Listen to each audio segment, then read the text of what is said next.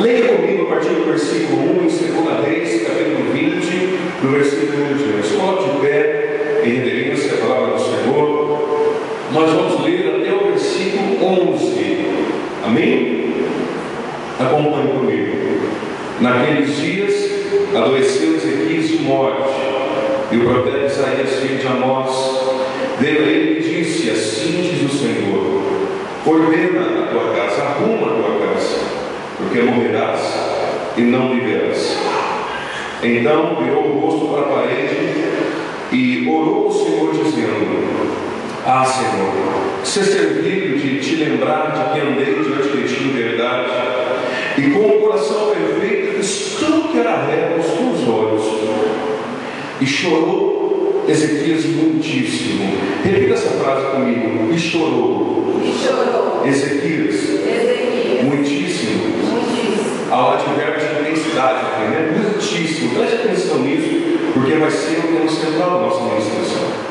Sucedeu depois que, não havendo Isaías ainda saiu do meio do pátio, veio a ele a palavra do Senhor dizendo: volta e dize a Ezequias, chefe do meu povo, assim diz o Senhor, Deus de Davi teu pai, ouvi a tua oração e vi as tuas lágrimas, e eis que eu te sararei. Ao terceiro dia subirás à casa do Senhor, e acrescentarei aos teus dias 15 anos, e das mãos do rei da Síria te livrarei, a ti e a esta cidade.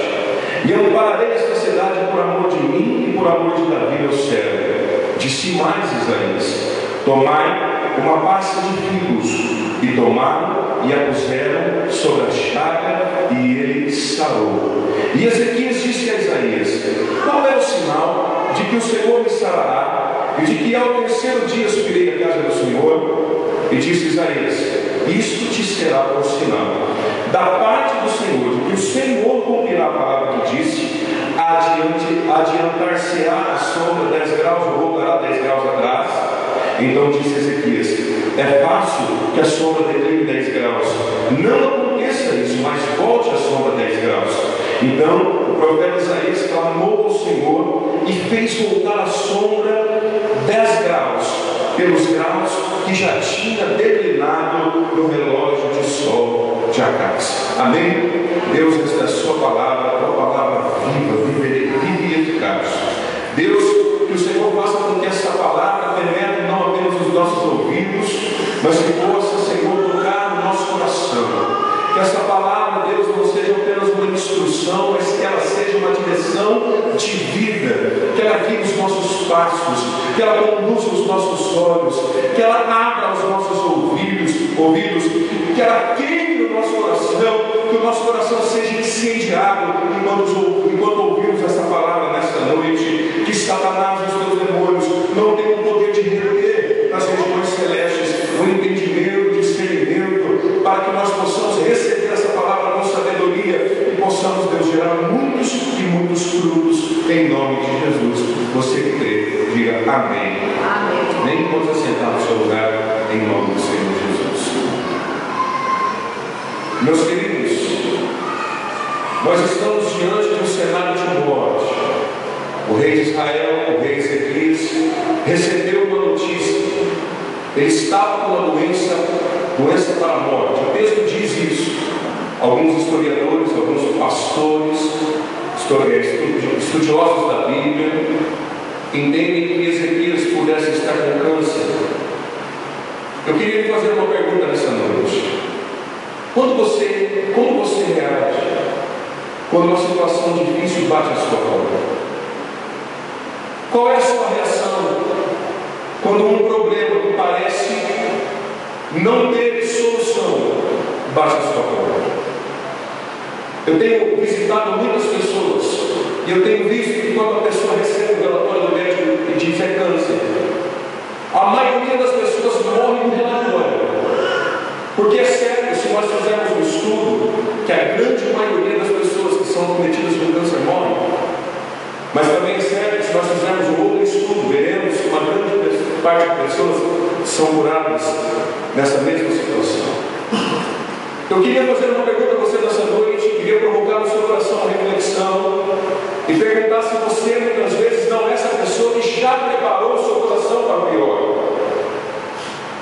que já preparou o seu coração para dizer: se é câncer, eu vou morrer. Se é doença de morte, não tem jeito de escapar. Existe um texto que fala sobre a ressurreição de Jesus em João, que diz que quando Maria Madalena foi visitar o túmulo pela manhã e encontrou a pedra removida, Jesus não estava lá. O primeiro pensamento dela foi dizer: roubaram Jesus, levaram o corpo. Ela sequer pensou na possibilidade de dizer: olha, meu mestre ressuscitou. Nem sequer passou pelo coração dela a hipótese de que poderia ter acontecido algo sobrenatural e Jesus pudesse agora ter se levantado dentre os mortos. E olha, se você olhar o texto, você verá presente todos os elementos de sobrenaturalidade: guardas caídos, a pedra removida, anjos rodeando aquele lugar. Mas Maria foi naquele túmulo naquela manhã preparada para encontrar a morte. Ela não foi preparada para encontrar a vida. Meu irmão, é assim que nós reagimos quando a gente sai de casa para se encontrar com a morte. A gente não condicionou o nosso coração a ver a vida. Sabe, meu irmão, eu vivi os melhores dias desta hora aqui. Eu me lembro que quando nós viemos no encontro, alguns anos atrás, foi feito numa escola da cidade, nós estávamos ali em quase 60 pessoas. Eu vi essa igreja florescer como um lírio. Eu vi essa igreja mostrar a condição de gerar tantos frutos. Mas essa igreja foi pega de surpresa. O pastor, que era um homem tão querido de vocês, uma pessoa pela qual vocês tinham um carinho enorme, recebeu uma proposta de emprego e teve que se mudar da cidade. De repente, a situação difícil bateu a sua porta. E agora, pastor, o que é que nós vamos fazer? Aconteceu conosco o que aconteceu com o rei Ezequias. Quando a notícia de que o pastor, que era o líder, que era a pessoa que conduzia esse povo, que era a pessoa que tinha direção para a vida de vocês, disse que não ia mais ficar com vocês, qual foi a reação que você teve? Vamos nos preparar para a morte e esperar que o dia chegue? Ou vamos nos levantar e lutar para que aconteça conosco o que aconteceu com o rei Ezequias? Eu louvo a Deus, porque cada vez que eu venho aqui, eu encontro essa obra prosperando, eu encontro essa obra viva, eu encontro essa obra com pessoas que têm seu coração incendiado por esse lugar. E eu queria que você ouvisse nessa noite, meu irmão, que a situação difícil veio sobre este lugar, é verdade. Que a situação difícil bateu a porta de vocês, é verdade. Mas da mesma forma que a doença não foi o fim para o rei Ezequias, a situação que vocês enfrentaram também não será o fim desta obra. Deus tem algo muito profundo para fazer na vida de vocês. Deus tem algo grandioso para fazer na vida de vocês. Pastor, mas a gente tem se entristecido às vezes. A gente tem sentido às vezes desânimo. A gente tem se sentido desanimado. Porque a gente precisa, às vezes, de que esteja alguém aqui nos dirigindo, nos conduzindo. Às vezes a gente tem chorado: pastor, isso é falta de fé. O que a Bíblia diz que o rei Ezequias fez? Virou o rei, o rosto para a parede e chorou. E eu sei, meu irmão, que desde quando o pastor Nelson saiu daqui, que desde quando essa obra se encontrou sem o seu pastor, sem o seu líder, sem o seu referencial, muitos de vocês viraram o rosto para a parede e começaram a orar, e começaram a pedir, e que alguns de vocês têm gemido com dores de parto para que essa obra não feche. Alguns de vocês têm batalhado para que essa obra prospere. E eu lhe digo, como o Senhor acrescentou ao rei Ezequias 15 anos de vida, Deus vai acrescentar tantos anos nessa obra, ela nunca vai fechar, porque Deus é neste lugar. Quantos creem nisso? Digam glória a Deus. Pastor, então eu posso ser essa pessoa que de vez em quando vai chorar? Sim. Eu posso ser essa pessoa que vira o rosto para a parede dele e diz: Deus manda ajuda? Sim. Eu posso ser essa pessoa que vez ou outra vou me encontrar um pouco desanimada, mas que não deixou de crer, que não deixou de confiar, que não deixou de acreditar, que embora tudo seja contrário, eu peguei os estudos e vi que todo mundo morre de câncer. Eu peguei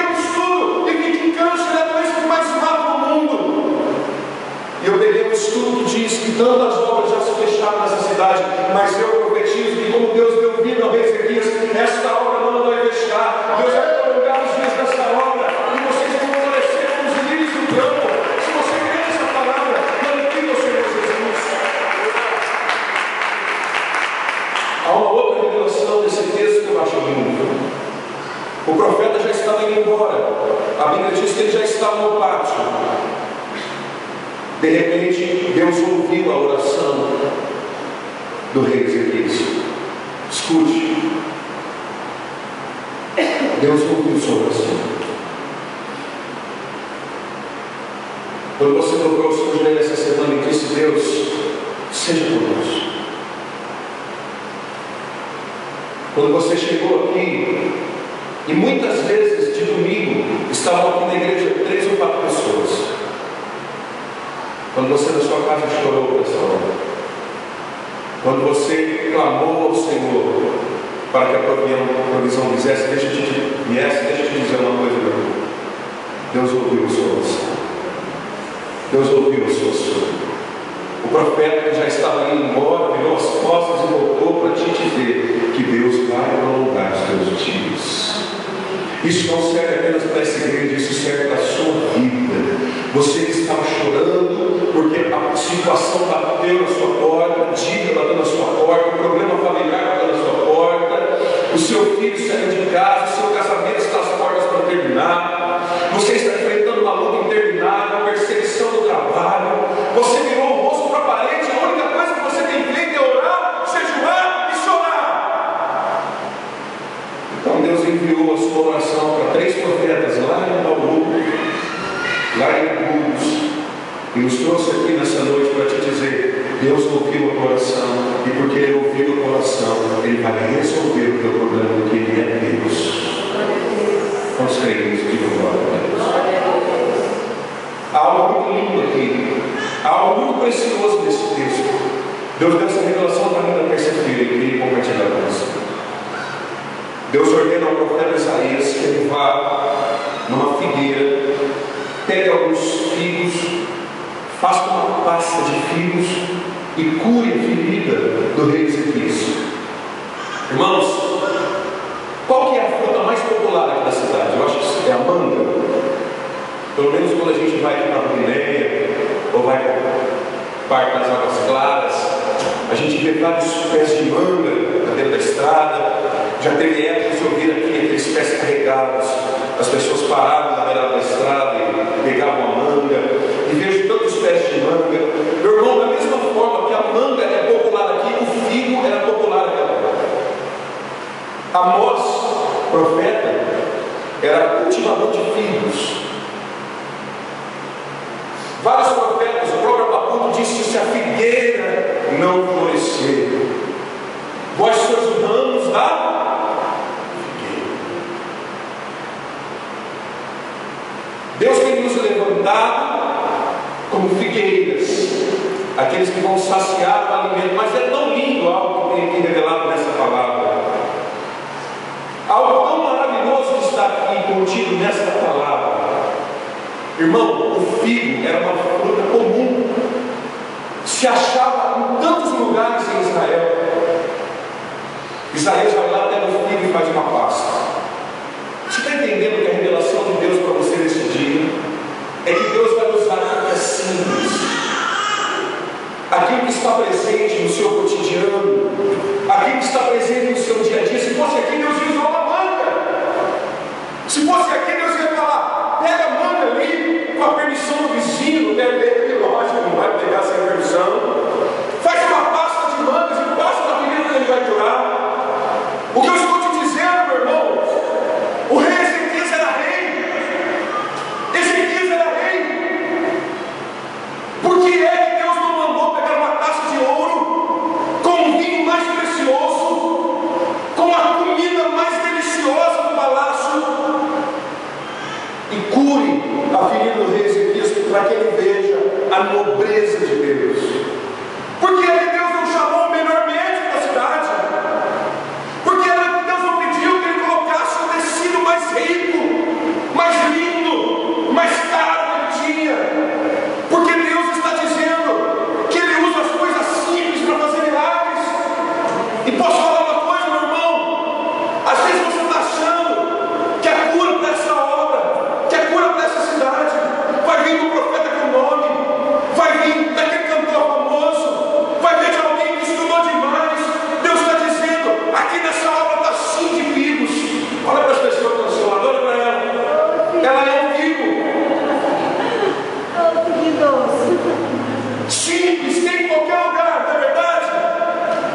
mas Deus vai espremer você para trazer a cura para esta hora.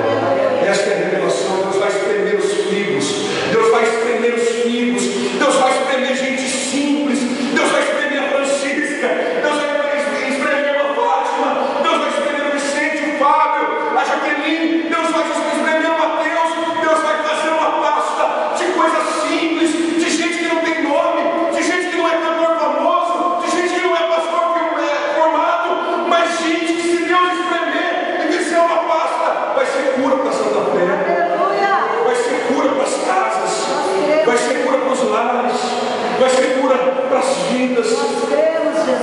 Deus está disposto nessa noite, não é espremer nós, irmão, não é nos espremer. Deus já nos está espremendo em Agudos, Deus já nos está espremendo em Bauru, e Deus está enviando gente simples para fazer uma pasta de figos, a fruta que tem em qualquer lugar, para dizer: meu irmão, eu gosto de usar as coisas simples, eu gosto de usar aquele que não tem para confundir aquele que tem. Deus usa as coisas loucas para confundir as coisas. Esta é a palavra de Deus. E a palavra de Deus, fique tranquilo. Da mesma forma que Deus deu uma palavra para o rei Ezequias, dizendo que prolongaria os dias dele, Deus já deu uma palavra para você nessa noite que vai prolongar os seus dias também. E às vezes você está achando que precisa acontecer um terremoto, que precisa ver bolas de fogo, que você precisa ver os anjos andando no meio da igreja. Glória a Deus se isso acontecer, glória a Deus se o terremoto acontecer, glória a Deus se as bolas de fogo vierem, glória a Deus se os anjos passearem no nosso meio, glória a Deus. Mas Deus está dizendo: eu vou espremer os figos, eu vou espremer você. A cura dessa cidade eu vou tirar de você, é da sua simplicidade, é do seu talento, das coisas ocultas que você nem sabe que tem, mas Deus vai arrancar e vai trazer cura. E à medida que você for passando a pasta de figo nos bairros dessa cidade, as pessoas vão vir para Jesus, vão dobrar o seu joelho, vão levantar as mãos no céu e vão declarar que Jesus Cristo é o Senhor neste lugar. Se você crê nessa palavra, levante a sua mão para o céu e aplauda o Senhor por ele.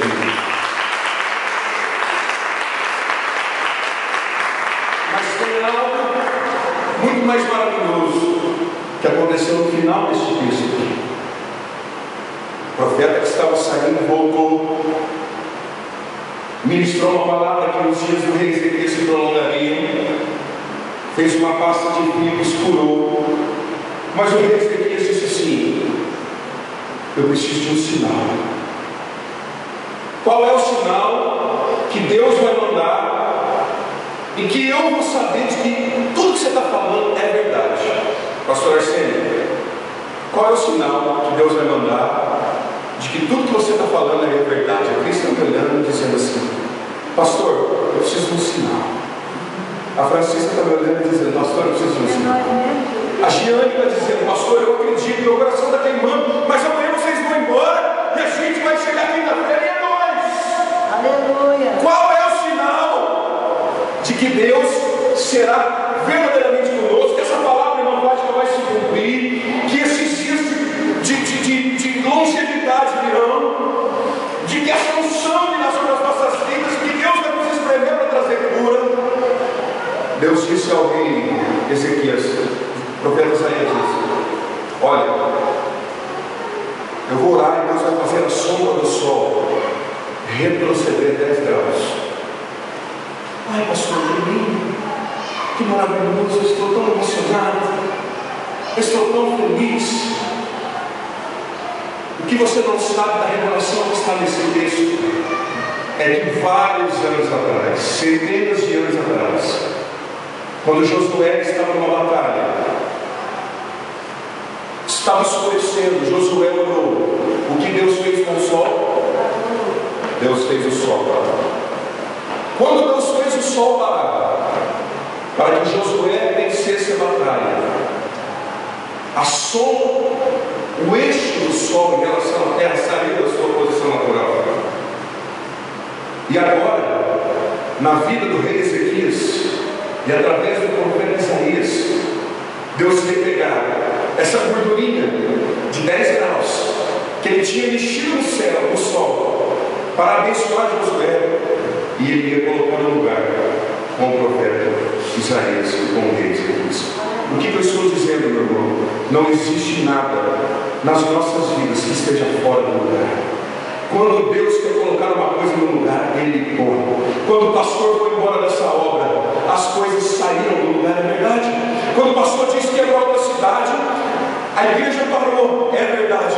Mas Deus está chegando aqui nessa noite para dizer que Deus vai pegar esses 10 graus e vai retroceder e vai colocar essa obra no lugar. E quando colocar essa obra no lugar, essa obra vai irradiar como o sol, ela vai ficar radiante como o sol, ela vai brilhar e vão descobrir que essa igreja não é uma igreja fria, que essa igreja não é uma igreja morta, que essa igreja não é uma igreja morta, mas essa igreja é uma igreja viva, cheia do Espírito Santo, que aonde a presença de Deus habita, aonde o sol brilha, o sol da justiça, o sol da manhã, aquele que radia sobre as nações, vai fazer a diferença sobre a sua vida, sobre essa obra, para a glória de Jesus. Você crê, diga amém.